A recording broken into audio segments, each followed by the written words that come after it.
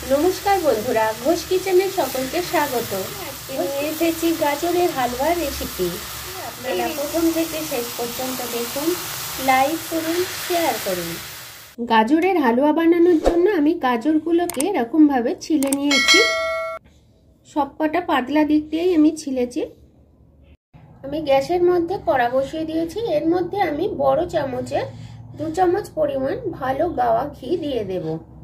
घिर मध्य आमी दिए देब 2টো तेजपाता, लवंग और छोटो एलाच। छोटो एलाचगुलोके देওয়ার आगे आमी एरकम भावे फाटिয়ে নিয়েছি।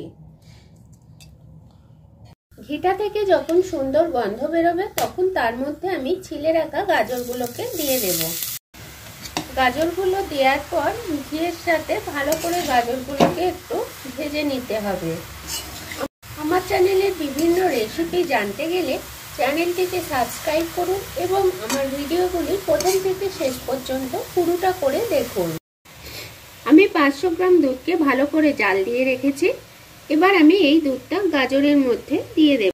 গাজরটা আমার ঘিয়ের মধ্যে ভাজা হয়ে গেছে।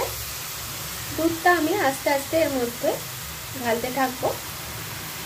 দুধটা দেওয়ার পর ফুট ধরে গেছে। এই স্টেজে আমি দিয়ে দেব কাজু। কাজুগুলোকে এরকম ভাবে আমি ভেঙে রেখেছি। কাজুগুলো আমি এর মধ্যে দিয়ে দেব।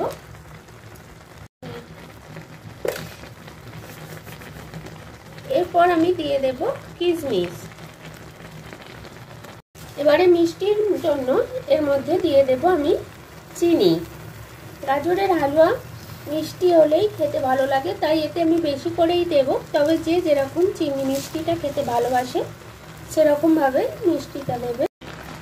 দুধটাকে ফুটিয়ে ফুটিয়ে পুরো শুকনো করে ফেলতে হবে এবং দুধটা যাতে নিচে না বসে যায় তার জন্য মাঝে মাঝে এরকম নাড়তে হবে। আর গাজরের হালুয়া কিন্তু একটা হেলদি রেসিপি।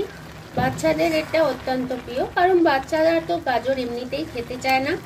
এরকম একটা রেসিপি বানিয়ে দিলে তারা এই জিনিসটা খেতে ভালোবাসে। আমার ছেলেরা তো গাজরের হালুয়া খুবই ভালোবাসে।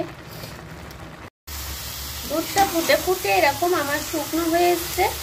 যখন দুধটা ফুটে একদম শুকনো হয়ে যাবে এবং গাজরের কালারটা এরকম সুন্দর আসবে, তখনই বুঝতে হবে গাজরের হালুয়া রেসিপি পুরোপুরি রেডি।